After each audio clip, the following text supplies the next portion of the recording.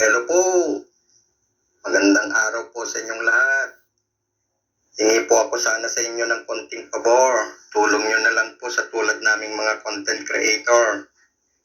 Baka naman po pwedeng paki-like, subscribe, at pakitap na rin tong maliit na bell sa gilid para ma-notify ko kayo pag may bago akong i-upload na video. Sana huwag niyong kalimutan mag-subscribe. Salamat po. Sige, huwag na natin patagalin. Ito na, makinig at manood na po tayo. Paano ba siya nagpasa ng krus? Nagalit ba siya? Nagreklamo ba siya? Nainis ba siya? Nanisi ba siya? Hindi kaya kung minsan, hindi matapos-tapos ang mga pagsubok o krus sa buhay sapagkat hindi mo pa rin isinusuko ng buong buo ang buhay mo kay Kristo. Kung tayo nagpapakabuting tao naman tapos bigla meron tayong krus, ay talaga magre-reklamo ka. Yung krus ba ni Jesus para sa kanya? Hindi. I'm not saying na maging masokista tayo, na para bang problema, hinahanap kita. Tara! Kapag binigay ng Diyos, tanggapin mo. Huwag kang magalit, huwag kang magtampo, huwag kang magreklamo. Kung inalaw ng Diyos ito, alam niya kakayanin ko kasi tutulungan niya ako. Bakit kanya pagagalingin pa kung ayaw mo nang gumaling pa? Bakit pa niya ayusin ang buhay mo kung para sa'yo wala na itong halaga? Kang bibigay, ipakita mo sa kanya na gusto mo pa. Get behind me, Satan. Yun ang sinabi ni Jesus kay Pedro sa English version ng mabuting balitang ating napakinggan. Yan po ang ating pagnilaya. Bago ang lahat, meron daw isang mister na sinesermonan ang misis niya. Kasi napaka-shopaholic nito. Naku, wag magagawin sa mall. Siguradong may bibilin ito. Eh minsan meron silang pupuntahan, dadaan sila sa isang malaking at kilalang mall. Suddenly, nagmingming ang mga mata ni Mrs. Napansin ni Mr. Ang sabi agad ni Mr. kay Miss, oy, walang magmomol. Sumagot si Mrs. Honey, walang magmomol. Honey, sabi ni Mrs. Promise, this time, hindi ako bibili. Promise. Eh yun naman pala eh. Wala ka naman palang bibilin. Ba't magmomol ka pa? You know, window shopping. Hindi. Honey, please. Nagbigay si Mr. Nagpunta ng mall si Mrs. True enough, noong una, window shopping lang naman. Kaya lang, may nakita siyang isang outfit na nagustuhan niya. Parang hindi niya ma-resist. Lalong-lalo na nang sabihin ng sales lady sa kanya, Ma'am, why don't you try it? Naisip niya, oo nga, itatry ko lang naman. At ganun nga, pumunta siya ng fitting room, she tried it, and then, she bought it. Kayo talagang mga babae. Pag uwi niya ng bahay, nakita ni Mr. Nako! Lalaki ang mga mata ng kanyang mister. Sabi ko na nga, honey, you promised me, hindi ka bibili. Sumagot si Mrs. na parang nagmamakaawa. Honey, nag-fit lang talaga ako. Kaya lang, you know what? Nung nakapag-fit na ako, parang bang Satan appeared in front of me. At sabi sa akin, you look good in that outfit. Nawindang si Mister, pero para ipahiya ang kanyang misis, dinugtungan na lang niya yung argumento. Okay, granted, Satan showed up in front of you. Sana sinabi mo, yung sinabi ni Kristo kay Pedro, get behind me, Satan. Sa literal na pagsasalig, sa likod kita, Satanas. Huwag ka dyan sa harap ko. Sumagot si Mrs. Honey, hindi. Sinabi ko yun sa kanya. Kaya lang pagpunta niya sa likod ko, ang sabi niya sa akin, maganda rin yung fit sa'yo sa likod mo. Kaya binili ko. Kayo talaga, mga babae. Get behind me, Satan. Ano nga bang ibig sabihin ni Kristo dyan? Well, I don't think kaparehas ito ng pagtawag mo sa mister mo ng kapag inis na inis ka na. Hindi generalize ni Kristo ang pagkatao dito ni Pedro. Si Zaccheo nga, na napakamakasalanan, tinawag pa niyang Zaccheo, pure one. Si Pedro pa ba, sasabihan niyang Satanas? Yung katauhan ni Pedro? I don't think so. In fact, pinagmamalasakitan lamang siya dito ni Pedro. Kaya lang, may sinabi si Pedro. Ang sabi ni Pedro, hindi dapat mangyari sa iyo ito. Dito biglang narinig ni Kristo yung tukso sa kanya ng dyablo. Ang tukso sa kanya ng dyablo, gawin mong tinapay ang mga batong ito. Magpatihulog ka. Pakita mo ang kapangyarihan mo. Ang sense ng tukso ng dyablo kay Kristo, hindi ka dapat maghirap sa Kalbaryo. Yun! Nang sabihin ni Pedro yun, ibang usapan to. Hindi na si Pedro ang nangungusap dito. Sinasapian na ng Satanas si Pedro. Kaya, most likely, ang sinasabihan talaga ni Kristo, hindi yung pagkatao ni Pedro, kundi si Satanas na nangungusap kay Pedro. John 13:27, i-check ninyo. Ang sasabihin doon ay ganito, nang pumasok na si Satanas kay Judas, ang sabi ni Kristo, gawin mo na ang gagawin mo. So, di ba ang kinakausap dito malamang ni Kristo, hindi si Judas, kundi si Satanas na pumasok kay Judas.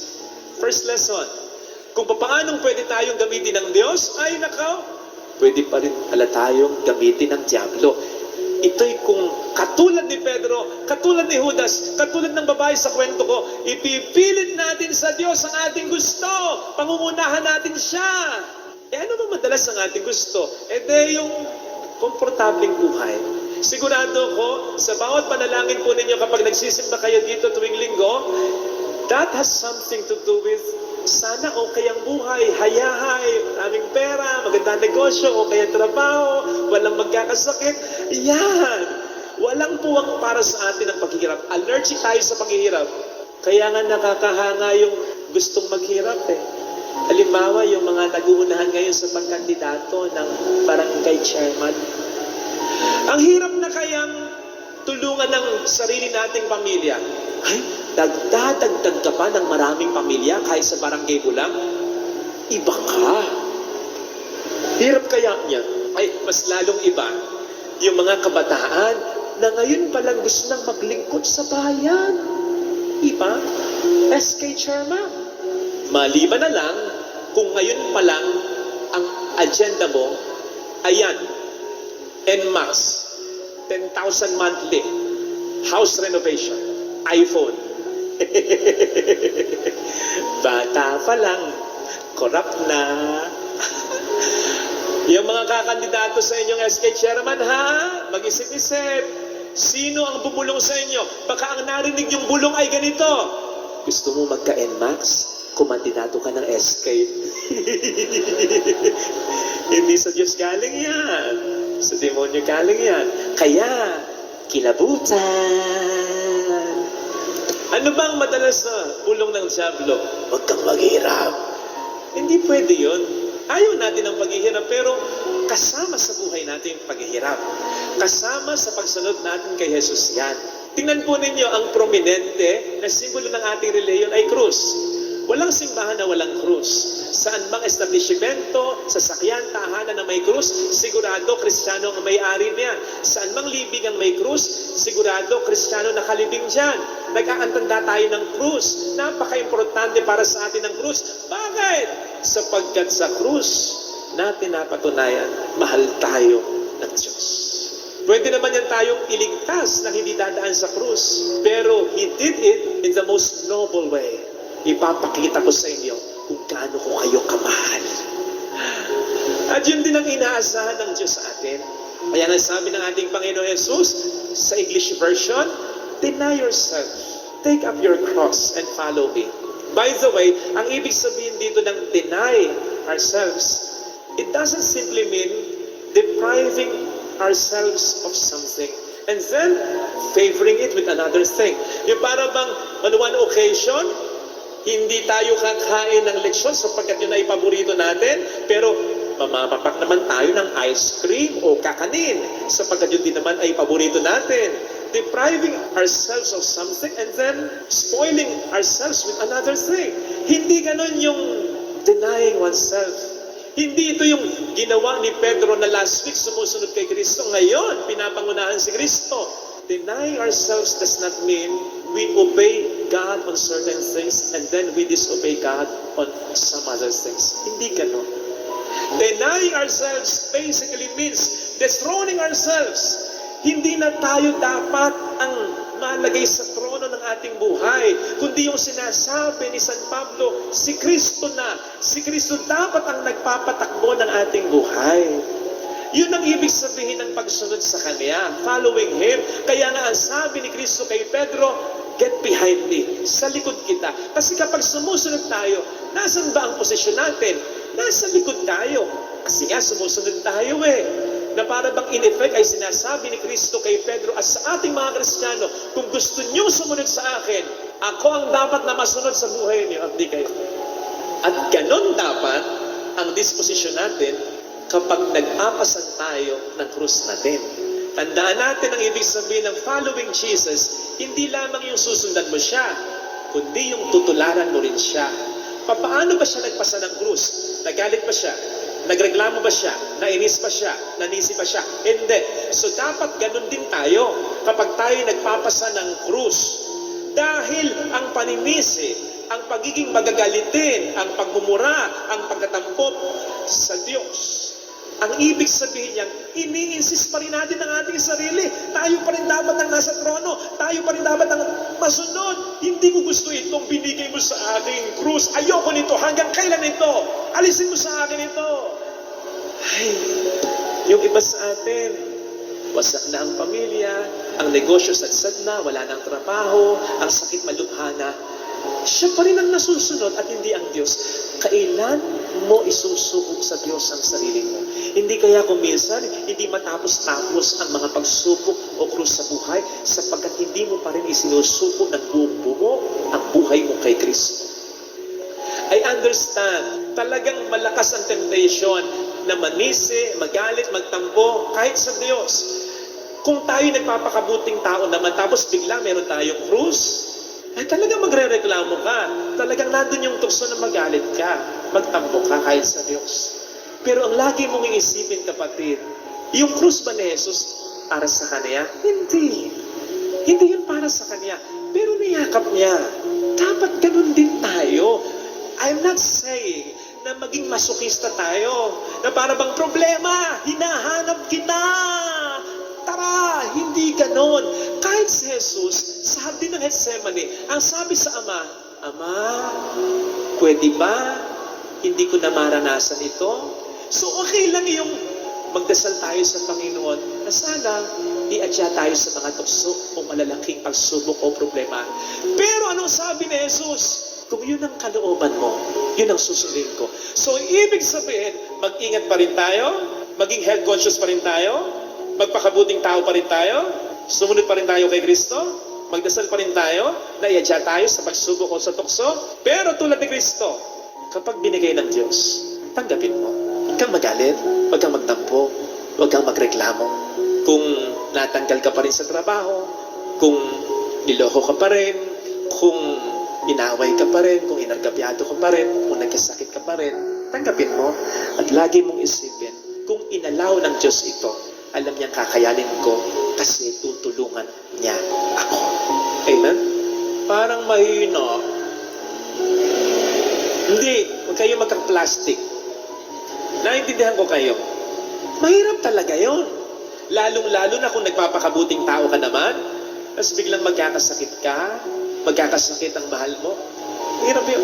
Mahirap hindi magreklamo. Mahirap hindi magtampo. Mahirap yun.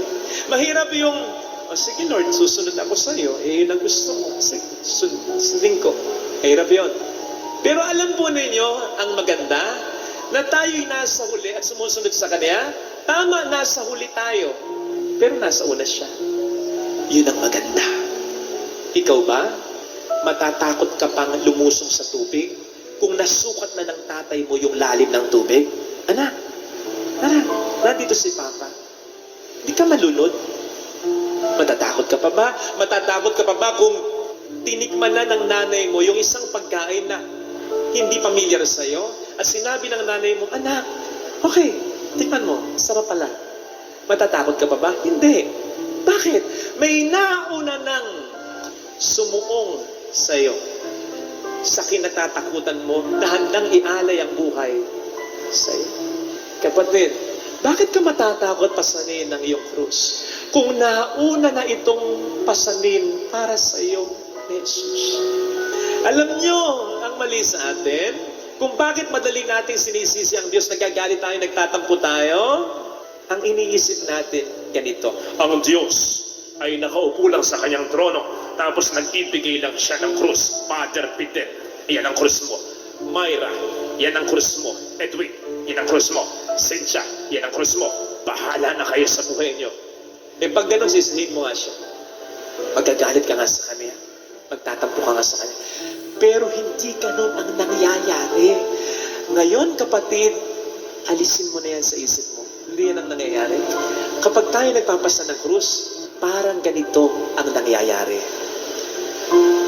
Natatandaan ninyo, nang nagpapasan si Jesus ng kanyang krus, may tumulong sa kanya. Sino? Si Simon na taga Cirene. Kapatid, sino ang unang nagpapasa ng krus? Si Jesus. Tumulong lang si Simon, mga ilang metro lang yan. Sino ang nagtapos ng pagpapasa ng krus? Sino pa rin ang pinako sa krus? Si Jesus. Ganun din tayo. Tandaan mo ang laging sinasabi ng simbahan, hindi mo ba narinig ito? Ang paghihirap natin at pagpapasa natin ng krus ay pakikibahagi lamang natin sa pagpapasan ni Jesus ng krus upang ang mundo ay matupos. In the same vein of thought, kapatid, yung problemang nararanasan mo ngayon, hindi ikaw ang mas nagdadala niyan, kundi si Jesus. Yung problema at yung pagnanais mong tubusin at iligtas, iayos ang pamilya mo, mas lalong yun ang iniisip ni Jesus. Kung ikaw nga yung problema mo sa asawa mo, sa anak mo, nakakalimutan mo pang minsan, sapagkat minsan nag-outing ka, minsan naglilibang ka para makalimot sa problema. Ang Diyos laging iniisip, magbago na sana ang asawa mo, magbago na sana ang anak mo. Bago mo pa man pasanin ang krus ng panloloko sa iyo ng asawa mo, pasan-pasan na yun ni Jesus, sapagkat bago mo man malamang niloko ka, alam na ng Panginoong Jesus yun. Dinadala na niya ang krus na yun para sa iyo. Kung hindi na yun dinala for you beforehand, mas matinding sakit ang naranasan. Mas hindi mo kakayanin na nalaman mong nagloko ang asawa. Pero gumaan na kahit papaano, kasi nauna na siyang nagpasan para sa iyo. At kahit na pinapasan mo yan ngayon, ang mas nagpapasan yan ngayon ay ang Panginoon. Tama na nasasaktan ka sa sakit mo, pero maniwala ka, sino bang magulang ang matutuwa na naghihirap ang anak niya? Lucas 11, versikulo 11. Ang Diyos pa kaya ang natutuwa na naghihirap ka? But then, it's just part of our life. Ang paghihirap ay parte ng buhay. So, hindi ka man niya mailigtas sa sakit na yan. Maranasan mo man ang sakit na yan, makakaasa ka. Ginawa na, ginagawa na, at gagawan pa rin ng Diyos ng paraan upang malagpasan mo yan. Kapatid, di ka ba nagtataka kung bakit very attractive sa'yo? Hindi yung image ni Jesus na Victorious, Christ the King, resurrected. di ba ang appealing sa atin ay yung itsura ni Jesus na yan? Punta ka dito, titigan mo siya, maiyak. Yung itsura ni Jesus na Nazareno, bakit? Mas attractive sa atin yan. Kasi sinasabi sa atin ng image na yan, kung tititigan mo siya, anak, ako ang mas nagdadala ng problema mo sa pamilya mo. Ako ang mas naghahangad ng pagbabago ng asawa mo at ng anak mo. Ako ang mas naghahangad na iayos ang buhay mo. Ako ang mas naghahangad na gumaling ka sa sakit mo o malampasan mo ang pagsubok o pagdaan ng sakit na yan sa buhay. Yun ang sinasabi ng Panginoon sa iyo. Siya ang mas nagdadala, nakikibuhat ka lang tulad ni Simon. Pero bakit kailangan mo bang magdala? Pwede namang all throughout siya. Ikaw ba lalaban ka para sa isang taong ayaw nang lumaban? Bakit kanya pagagalingin pa kung ayaw mo nang gumaling pa? Bakit pa niya ayusin ang buhay mo kung para sa iyo wala na itong halaga? Kang bibigay, ipakita mo sa kanya na gusto mo pa. Makakaasa ka, may mangyayaring maganda. Bakit? Siyang nauuna, sumusunod ka lang sa kanya. Isaiah 45 verse 2. Sabi doon, mauuna ako sa iyo. The Lord goes before us. At ang pangako niya ay ito, kapag ako'y nauna sa iyo at sumusunod ka lang sa akin, yes, mahirapan ka, gusto mo magreklamo, hindi ka magrereklamo, gusto mo magalit kasi tatanggapin mo na lang kasi sumusunod ka. Pero makakaasa ka, hindi mauwi sa wala ang pagsunod mo sa Kanya. Sabi ng Panginoon sa Isaiah 45 verse 2, ang mga bundok na daraanan mo, papatagin ko. Ang mga pinto, ang tanso, wawasakin ko. Ang mga kadenang ginto, pipintasin ko para sa iyo. May magandang nangyayari sa pagsunod natin kay Kristo. Ito sana ang hilingin nating biyaya sa banal na pagdiriwang na ito. Maraming salamat sa iyo, kapatid, at pagpalain ka ng Panginoong Hesus. At tinapos mo pakinggan itong mabuting aral sa araw na ito. Sana, nihiling ko, huwag mong kalimutan mag-subscribe sa channel na ito upang sa ganon ay may palaganap din natin sa ating kapwa. I-likes nyo, i-share nyo itong video ito upang sa ganon malaman ng ating mahal sa buhay at ating mga kaibigan na tayo ay meron tayong matatanggap na pagpapala sa pakikinig ng mga ganitong klaseng programa ng ating Panginoon. Muli, ako'y nagpapasalamat sa iyo sa walang sawang pakikinig. Pagpalain ka ng Diyos, and God bless you, kapatid.